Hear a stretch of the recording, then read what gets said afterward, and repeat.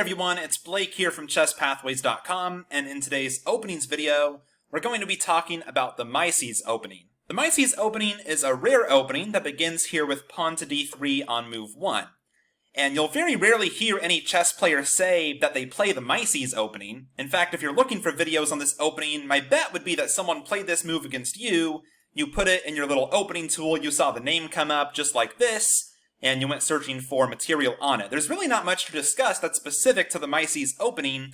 Of course d3 is a reasonable move, and there's many openings where white plays d3. There's just not much reason to play this move on move 1. The reason being that black can't really stop you from playing d3. You can always play this move on move 5 or 6 or 7. There's nothing black can do about you playing this move. But black can stop you from playing moves that grab central space, like e4 or c4 or d4. So, if you want a pawn in the center, it makes a lot of sense to put it there on move 1. You can always come back and play moves like d3 later. That's the reason this is a rare move on move 1. That said, there's nothing particularly wrong with it, so let's go ahead and see how the game can develop.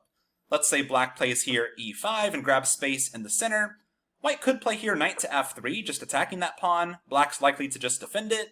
And again, if white wants space in the center, white could play e4 here. But again, now we're not really in a Mieses opening. Like I said, there's very few lines that are unique to the Mieses.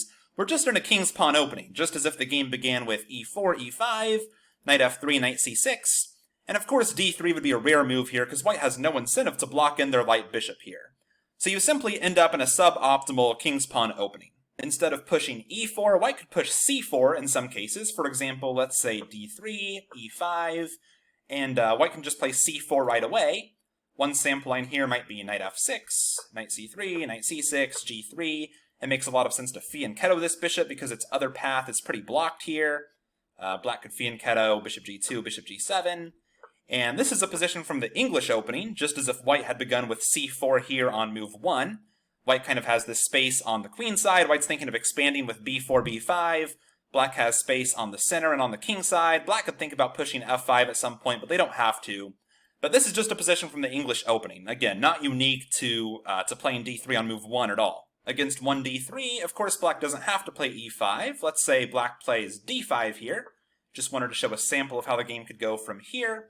Let's say white played knight f3, knight f6. Once again, white could fianchetto. That kind of makes the most sense. If you're going to put this pawn on d3, you don't really want to develop your bishop this way. So let's say c5, black grabs more space in the center, bishop g2, knight c6, castles, knight d2. And this is just a King's Indian attack, which often arises from playing knight f3 or g3 on move 1. So there's another opening system the Mieses could lead to. One reason, the only real reason I can think of to play this move on move 1 is if you want to do something like this, which of course I don't recommend. But let's say after d3, d5, you could play here pawn to d4, which, I mean, of course is ridiculous, but maybe you really feel like playing black today. You don't want to have the white pieces, and now you're just playing the black side of a queen's pawn opening. You know, black could play c5, and you're just in a queen's gambit. Again, probably not something you want to do, but one of the few practical reasons I can think of why you might ever want to play d3 on move 1. Finally, one other setup white could go for is the Hippopotamus, which can be reached from many different move orders. It's more of a mindset than a specific opening move order.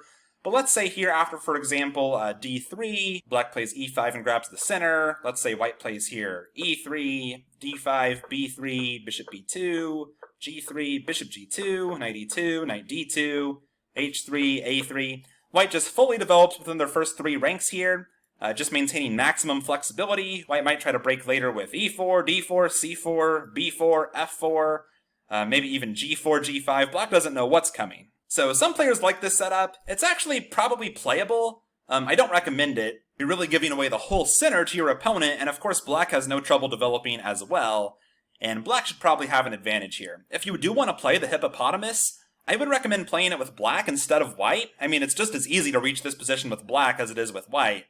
And as white, you can fight for an opening advantage, right? So I'd rather fight for an advantage with white and play the Hippo with black than, waste my white games playing something I could just as easily play with black. But that's just me. But as you can see, there's not much merit to playing d3 on move 1, but there's plenty of respectable opening systems that you can transpose into by playing the Mieses Opening. Alright, thanks for watching everyone. If you haven't already, please make sure you visit ChessPathways.com and get signed up there. It's totally free, only takes 5 seconds, and I will send you a free move-by-move guide to chess thinking when you sign up. It took me way too long to become a chess master, and I want to help you do it in a fraction of the time. Thanks, and I will see you there.